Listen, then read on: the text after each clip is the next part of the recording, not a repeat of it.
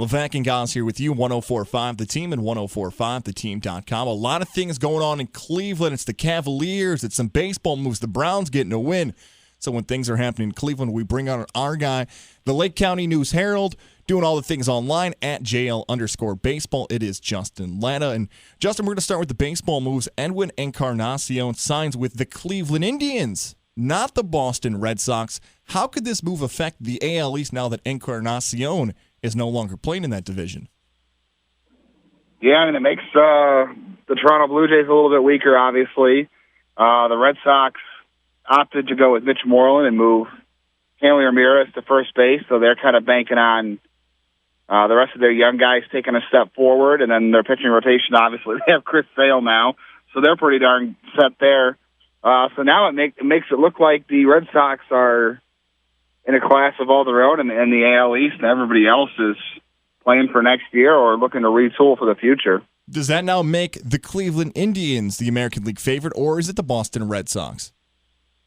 To get out of the American League, I would say it's a 50-50 split. I would say, I would give the advantage to the Indians just because they did it last year with less, and now it seems like on paper they're getting better. So I would give them the slight edge there. You know, even though Chris Sale's a huge addition, the Indians with, half a lineup and half a pitching rotation were able to beat David Price and Rick Porcello last year, and they had no problem taking care of Chris Sale when he was in the AL Central. So I would give the slight edge to the Indians, but it's close. Justin, now we'll move to basketball now with the Cavs taking down the Warriors on Christmas Day. Have they solidified themselves as the best team in the NBA right now? It's tough because, they're going to be without J.R. Smith for at least 3 months. And on paper, you would probably say it's probably still the Warriors on paper, but the Cavs definitely have an edge about them now. They know they can beat the Warriors. I don't think it's unfair to say Kyrie Irving is in their head a little bit more than LeBron James. But they've shown they have the mental fortitude to beat them. They actually didn't beat them in the regular season when LeBron came back, so they were 0-4 against the Warriors in the regular season, and their only 6 wins coming against them were in the finals.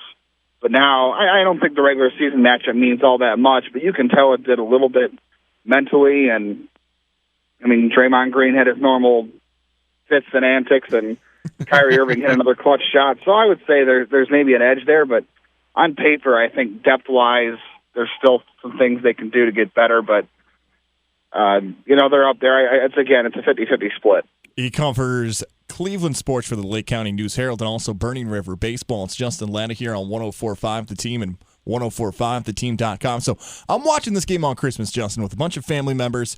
The end of the game, Lou calls a timeout, and I say out loud, I know the play. It's called Get the Ball to LeBron James. They didn't get the ball to LeBron James, but they still won the game. Is it more of Kyrie Irving just being an all-star and being capable of making those big shots? Or are we now seeing, hey, we don't have to have LeBron take the game-winning shot, even though he may be the best player. We have faith. We have other weapons when it comes to the end of the game.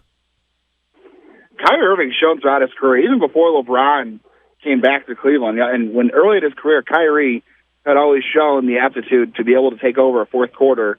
And he did it a lot of times when the Cavs were horrible and had nothing around him.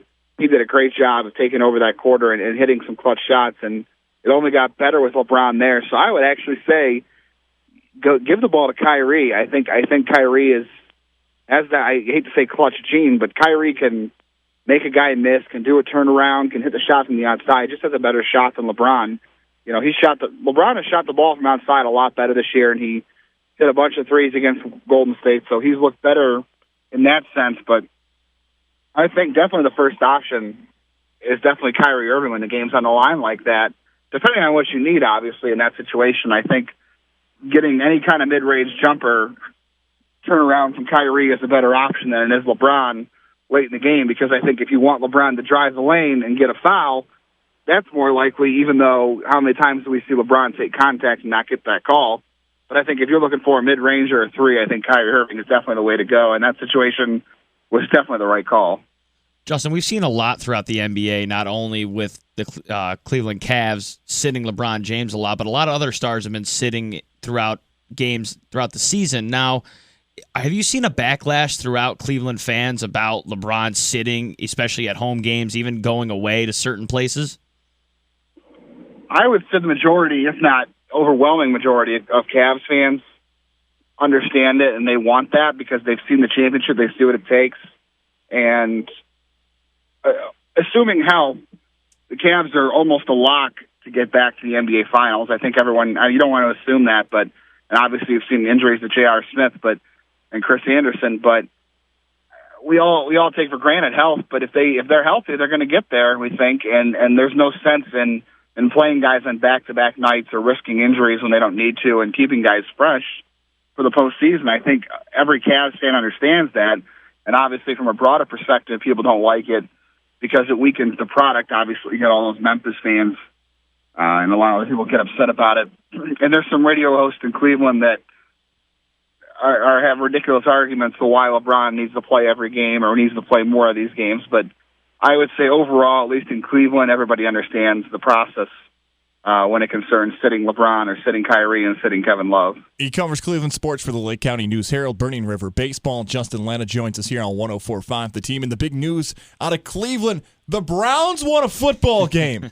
They may not have the number one overall pick, but they won a football game. Justin, was it a parade in the streets of Cleveland when the Browns finally won?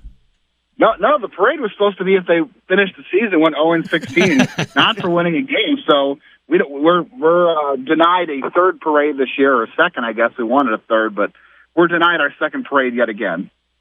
I'm sorry to hear that, man. What are you doing for the new year? Are Cleveland fans now getting spoiled by how good the Indians and Cavs are and the interest level is so low? Or are we going to see a draft party with the Browns that was similar to when Johnny Football was drafted and you thought they'd won the Super Bowl after their pick?